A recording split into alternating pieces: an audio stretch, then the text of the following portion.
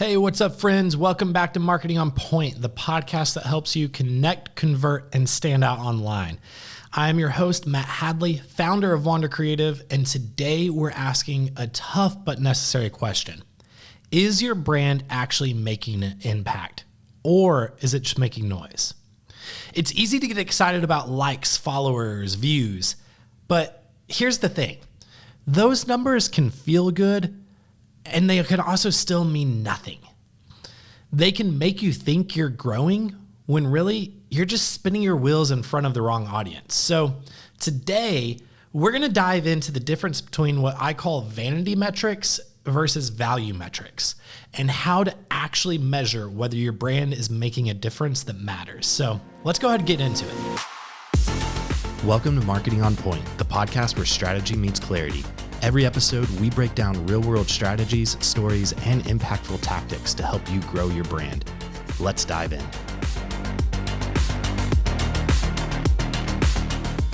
Let's talk about one of the biggest lies in marketing, that high numbers mean high impact. You see, it's easy to get caught up in the hype. Maybe say you post something, it only gets 8 likes. Suddenly, you're questioning your strategy, your voice, maybe even just the very relevance of your brand. You post something else and it hits 10,000 views, all of a sudden you're feeling unstoppable. That roller coaster, it is exhausting, but honestly, it's also built on the wrong metrics. You see, things like likes and views are what I call vanity metrics. If those numbers are high, they look good, they feel good, but they don't necessarily move your brand forward. So those might be follower count, reach, impressions, well, the things we already mentioned, likes, video views. Now, they're not worthless numbers by any means, but they can make you feel easily inflated. They can be quickly gamified, and they rarely actually point to real connection. It's kind of like standing on a stage in front of 5,000 people. That 5,000 people, it matters. It matters of, am I an artist on a stage in front of 5,000 people who are my real fans? Or am I an artist on a stage in front of 5,000 people and I just happen to be opening a festival for another artist that these 5,000 people are actually here to see? You know, you might play the song. There is 5,000 people there. That's awesome. That's great. But if no one claps, if no one buys the album, no one remembers your name, then was it really worth it? Visibility is not the same as value. And I think that's something that someone needs to hear. You know, let me give a real example. So there's an artist that when they came to work with us, they had already gone viral on TikTok multiple times. They had, a few different videos that had millions of views, thousands of comments, new followers, all of this stuff. On paper, everything theoretically looked perfect. But what she had found was that when she dropped tour dates or merch, crickets, the numbers didn't convert. And that's really what led her to come to us. And what we realized was she was putting out content that was built to entertain, not necessarily content that was built to connect. Yes, that content that she had previously been creating built moments, but not necessarily built movement or momentum. And that's the danger of chasing vanity and vanity metrics. You see, you can be busy, you can be loud, you can go viral and still be completely disconnected from your audience. Here's the real tension. You see, vanity metrics, they're very comforting. Yes, those millions of views on TikTok, very comforting. They're also easy to track. They also give you quick wins, but they can't tell you who's actually bought in to your brand. They will show you who stopped scrolling, but not who stayed or who joined along for the journey. They'll tell you they'll tell you who watched, but not who wants to walk alongside you. So if you've ever felt like you're just performing online and that you're not progressing in the real world, you're probably not imagining things. Honestly, you just might be looking at the wrong scorecard, or you might be tracking the wrong metrics. So if vanity metrics are loud but hollow, then what should you actually be paying attention to? Let's talk about value metrics for a second. Value metrics are things that are actually going to make people move and join and actually become part of your true audience and community. You see, vanity metrics are all about attention. Then value metrics are more about alignment. They show you whether your content, your audience, and your offer are actually working together. And honestly, the truth is that impact isn't measured by how many people see your content. It's more measured by what they do after they see it. So let's break down a couple of value metrics. The first one that you should be paying attention to is saves and shares. Honestly, these are gold in today's algorithmic era. When someone saves your post, they're saying, I want to come back to this. When they share your post, they're saying, this was good enough to send someone else to. That's building trust. That's building resonance. I mean, think about it. How many posts do you scroll past every single day? Honestly, it's probably in the hundreds for me. I imagine the same for you. But the ones that you save, those are the ones that actually stick. That's the content that really moved you and that is probably going to move others as well. The second value metric that you should be tracking is comments and DMs. I'm not talking about just the fire emoji comment or the this is a nice post comment. No, I'm talking about real replies, thoughtful questions, direct messages that say, this helped me today, or I've been thinking about this, or how do I work with you? This is amazing. These things, I'm really looking at things that are not necessarily surface level engagement, but more conversation starters, more things that are really developing community. And that's what we're going after. We want to turn your audience into a community. The third value metric that I really want you to pay attention to is click-through rate. You see, this is where the rubber meets the road. If your content is working, then people don't just see it, they act on it. They click, they follow the link, they explore more, they want to continue the journey and to engage. If they're not clicking, then your content might be entertaining, but that means it's probably not activating. The fourth value metric to be paying attention to is conversion. This is the big one. Are people actually taking the step you want them to take? Or is there a disconnect somewhere along the line? Are they buying the product? Are they booking the session? Are they joining the email list? You can't build a sustainable brand without this. And if there's no conversion, then you have to start to work your way backwards to see where that disconnect is and then patch that and fix that first. The fifth thing to be paying attention to is repeat engagement. This one I think is kind of underrated, but it honestly is powerful. You see, it's not just about who sees you once. I think it's more about who keeps coming back, who watches every story, who opens every email, who tells their friends. You want to build that engagement because that engagement and repeat engagement builds loyalty. And honestly, loyalty is the real flex because those are the people who are going to start buying your product. They're going to be the ones who are actually your brand ambassadors and telling everyone about you. So let's make it real for a second. Say you run a small wellness brand. You post a polished product photo and it gets 300 likes, which is great. That's awesome. Very cool. Then you post a video showing how a customer uses that product in their morning routine. But that one only gets 80 likes. However, 3 people message you from that one and they say, where can I buy this? And then one of those people actually become a customer. That is value because those 300 likes, those were cool, but they didn't pay the bills. That one person who became a customer, that conversion, that does pay the bills. So here's a way to think about it. Vanity metrics, they might be the fireworks, they might be big, flashy, loud, they explode, but then they disappear. Value metrics are more like a campfire. It's warm, lasting, sustainable. Bring people in, they build trust over time.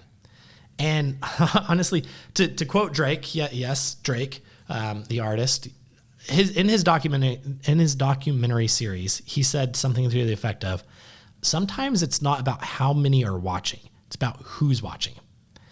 And if you're asking me personally, I would honestly much rather 100 people who care over 10,000 people who just scroll past and who like and then scroll any day of the week. That's what I would much rather. So when you're evaluating your brand's performance, don't just ask how many people saw this. Instead, ask, did anyone care?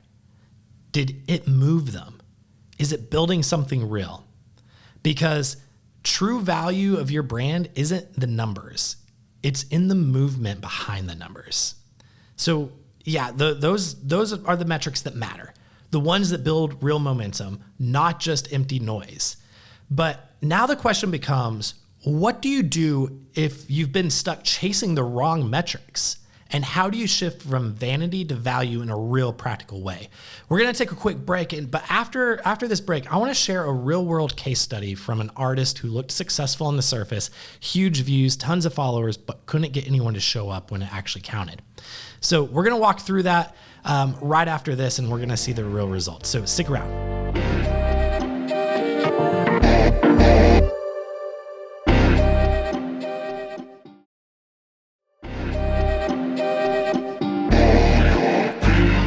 Let me tell you a quick story about one of the artists that we now work with. I mentioned her at the beginning or toward, a little bit earlier in the episode. Incredibly talented artist, strong voice, powerful song, viral presence on TikTok. Even before she started working with us, racked up millions of views. Every few weeks would have a post pop off.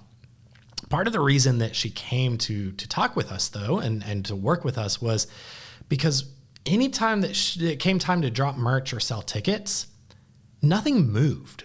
Tour stops were half empty. Online store was barely getting pinged. The email list was really collecting dust. And so she came to us and she wanted to sit down and really ask just, why are people not moving from liking to actually buying or becoming a customer? And so we asked a simple question. Why do you think people are following you? Her answer was an honest and genuine, I don't actually know. And because most of the content that had gone viral wasn't really about her, it was more like lip syncs to songs or trends or even like jokes, like just fun stuff. Yes, it built awareness, but not necessarily a relationship. And so it was one of those things where we had to learn and figure out alongside her, how do you keep those things that it's driving your virality of like the lip syncing, the trends, all of that stuff. How do we do those things that are bringing awareness to your brand, but then start to develop a relationship and a community? And so we really honed in on what is that connection. Yes, you've gotten attention, but there's no anchor. You've got reach, but no reason for people to stick around. So we kind of added, we didn't necessarily entirely shift the strategy because she was already getting all of the millions of views and all of this stuff, but we did shift it just a little bit. We didn't stop creating the content, but we did start creating with a little bit more purpose. We leaned into a little bit more storytelling. Why she wrote each song, what it meant to her. We provided studio clips, raw footage of her working, producing, laughing, failing even, fan reactions of people sharing what her music meant to them and how it hit them, even behind the scenes moments of stripping back the polish and showing more honesty and authenticity of who she is. So we kind of shifted the goal just a little bit of instead of saying, how do we go viral, and saying, how do we go deeper? Honestly, in full transparency, the vanity metrics did drop just a little bit. She didn't get as many just viral moments over and over again. She still got them, yes. But the comments got deeper. The DMs got more frequent. People started to ask, when are you coming to my city? Where can I get my shirt? I've had this song on repeat for weeks. Suddenly we started noticing her email list started growing. Her merch actually started selling. Her Spotify trends and her Spotify listeners started increasing. And, that's all because we went from just trying to impress to trying to connect. So if you feel like you've been chasing numbers that aren't moving your brand forward, then I would encourage you to not necessarily just look at the metrics, but really, how are you keeping score? You don't necessarily need 1 million views. You just need 100 people who care deeply, because that's how you build something sustainable. That's how you build community. And that's what converts over the long haul. So now that we've talked about what not to chase and what it actually looks like to build value instead of vanity, let's talk about how to make this practical. How do you track brand impact in a way that helps you grow with clarity and with purpose? Because it's one thing to say, focus on value. It's another thing to actually build a system that helps you know what's working and what's not. So here's a rhythm I recommend for every brand, no matter the size. Once a month, sit down, ask yourself these 3 questions. Number 1, what content led to action in the past month, not just reaction? Don't necessarily just look at your most liked post. Yes, that might be it, and it very well could be, but look at what got comments, DMs, clicks, saves, and shares. What made someone respond off platform? What's made someone move to become an email subscriber or give your business a call? Or if you have an actual, a physical location, what made them come into the shop? That's what tells you something actually resonated.